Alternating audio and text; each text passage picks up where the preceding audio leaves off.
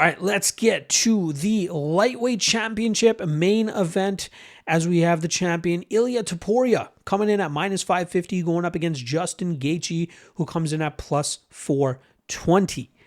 Now, Ilia Topuria is a guy that I've been following since his lone Cage Warriors fight way back in the day, where he was able to pick up an upset victory over Brian Bouland in just about a minute and a half with his Anaconda choke. And going into that fight, I was very impressed with his grappling, right? I believe he was one of the first ever BJJ black belts in Spain, and he was utilizing his grappling approach very effectively. But then, he eventually signed to the UFC, and since then, he's largely been relying on his hands, which have led to many knockout victories in his UFC run. He has finished 7 of his 9 UFC wins, including 3 which were all in the championship fights against current or former champions. I knew him originally as a smothering grappler with a high-level submission game, but like I said, he's been leaning on his power. 6 of his 9 UFC wins are also by knockout.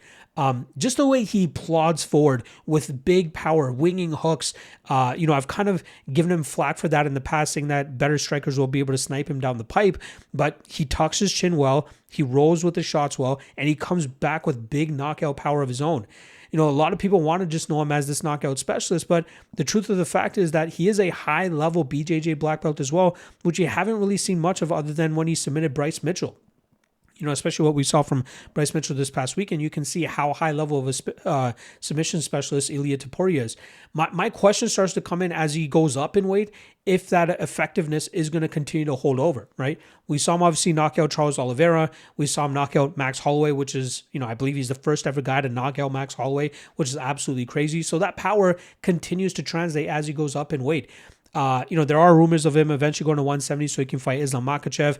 I don't think that I don't know if that's going to happen. I think Islam is going to continue to run away from that fight, but still, that's where I would start to question whether the weight, continue to add weight, will eventually hinder Topuria's ability to be effective. But 17-0, 29 years old, firmly in the prime of his career, with the lightweight strap over his shoulder as well. This guy could go down as one of the best to ever do it, especially in the fashion that he's doing it, right? He's not just going out there and just beating these guys. He's going out there and finishing them. And it's very, very impressive. Now, he's going up against a very tough out here in Justin Gaethje, who pulled off the upset earlier this year by winning the interim lightweight championship by handing Paddy Pimblett the first loss of Pimblett's UFC career. That was a bit of a back and forth fight where we saw some momentum swings, but Gaethje was able to dig deep and lean on that striking advantage over Pimblett to pummel him over 25 minutes to win that fight on the scorecards. If I remember correctly, Gaethje was about plus 170, plus 200 going into that fight, and he looked the favorite almost the entire time. He's 37 years old. He's definitely getting up there in age. We know the toll on his body in terms of the amount of damage that he's eaten throughout his career. He's constantly in crazy wars, eating big damage. When his chin holds up, he is a world beater. When his chin doesn't hold up, things start to look really sour for him, and it's very unfortunate. The last time he got knocked out was that crazy UFC 300 exchange that he had with Max Holloway in the last 10 seconds of that fight, when Holloway pointed to the ground and eventually found that big shot to put Gaethje out. Even though Holloway was winning that fight for the most part, he tried giving Gaethje a chance to win, but Holloway still ended up reigning supreme that night. Impressive striking performance against Rafael Fiziev in their rematch, and then obviously that interim title fight winning performance against Paddy Pimblett in January. Gaethje still has what it takes to fight at a high level, right? Crisp boxing approach, nasty calf kicks, which seems to be something he's laid off of in recent fights compared to earlier in his UFC career.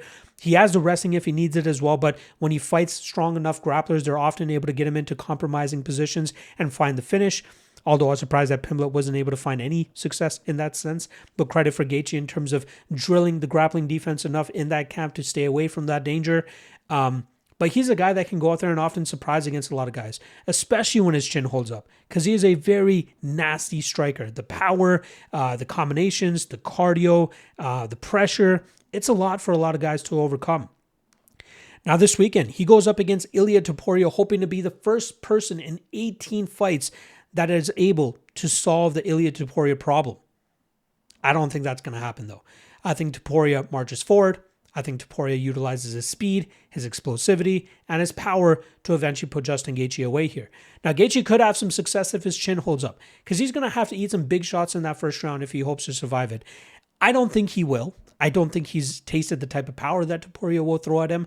And the way that Topuria will get right after it right away, I think that's going to cause Gaethje a lot of trouble here. I like the round 1 prop on Topuria. The reason I say round 1 and not round 1 knockout, which is another one that I'm leaning on, is because it's possible that Topuria maybe goes into his grappling bag here and showcases how high level of a BJJ specialist is, and knowing some of the issues that Gaethje has often had in the grappling realm against guys that are good enough submission specialists. But knowing Topuria, knowing that he wants to show out for this type of occasion, this type of platform, fighting in front of the White House, the biggest stage in mixed martial arts, I expect him to go out there and put on a statement by putting his hands to use and knocking out the American in front of the White House. So I'm going to go and still undisputed lightweight champion Ilia Topuria by knockout.